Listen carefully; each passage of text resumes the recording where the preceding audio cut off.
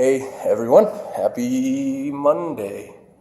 It's International Chest Day, so I don't have clients right now. I'm doing my workout, and I've been a little bit of a plug over the holidays, as I'm sure some of you can relate. I hope I'm not alone.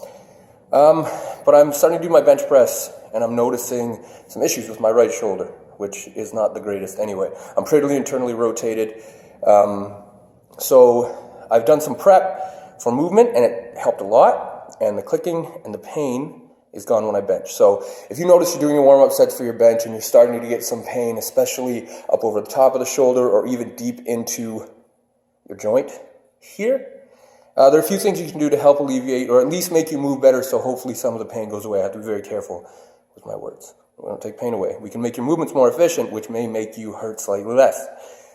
So after my first couple sets of bench, I went really light, just like 400 or 500 pounds.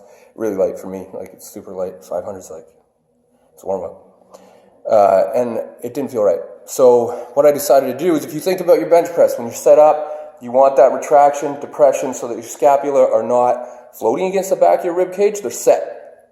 So sort of like a powerlifter's bench. Not to that extreme, but at least getting your scapula depressed and retracted so that you can move your shoulders freely without worrying about your shoulder blades going on your rib cage. So the first thing I did was a nice seated row. And since the camera's set up here, I'm going to do a row with the tubing and kind of show you what I mean. So getting some really good activation between your mid-low fiber traps or rhomboids, making them strong enough to set your scapula against the back of your rib cage is a nice first movement. So here, grab some tubing. Yeah, you can see me. From here, it's too far. Over here, you want a nice row where you can squeeze the shoulder blades together, not driving up into the neck this way. Get a nice little hold. You want to go really light. You don't want these muscles to get weak. You just want to wake them up. Squeeze, shoulder blades together. Get some nice set. And this is your end position for your bench, essentially. Shoulder blades back and down. So why not strengthen the back in this position as a little warm-up. Next. And this one for me took a little while to figure out. So when I lift overhead, or when I do horizontal pressing, really pressing in general, I do get some pain up over my AC joint here. And for the longest time, I would do a lot of pec warm-up and a lot of back warm-up, and I couldn't figure out why I was getting the issues. But this has saved my life. So what we're going to do, we're going to roll your lats.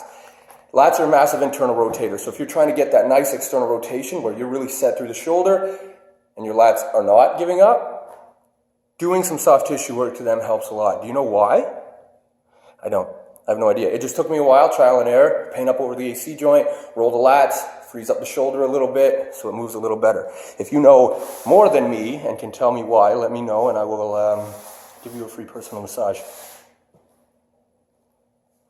Okay. So up under the armpit, arm overhead. Pull to spread the lat out and just work on lifting yourself up, finding some of those tender spots, up near the insertion, lean forward, lean back, iron those out. Yeah, there's one. And you find a little hot spot, just stay on it. Get it to relax a little bit. That's the worst. Okay, good. And then one more thing I like to do, so if you think about your bench press, muscles being used, pecs, anterior delts, triceps, and for me, getting some good activation through my pecs before I start, not necessarily like a pre-exhaust, but getting these to be prime movers is key to me having a nice effective bench. So if you're doing your bench press, you're feeling a lot in your triceps, do some nice like transverse adduction. So isolate the pecs first, get them working, just firing so you can feel them working, and then go back to your bench, and then hopefully these are prime movers now, and this is going to grow instead of just having beast arms and little tiny man chest.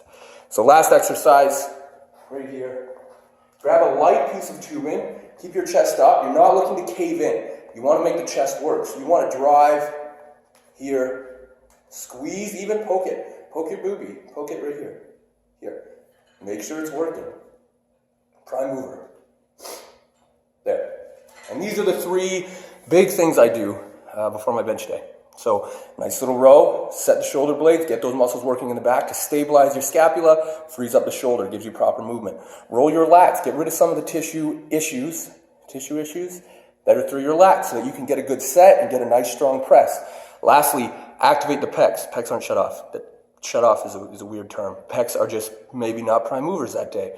So get these working, and then everything works together. Now I'm benching up to my normal, like 800 or 900 pounds. I can show you, but it's not important. It's over there. There's a lot of weight on the bar. So many. That's it, bending. Yeah, that's it. Any other questions? If you want to come down and have us assess your movements and figure out where you may be lacking, give us a call, 289-396-8655, or email us at training@catalyst-spt.com. Enjoy your bench day, bros and dudettes.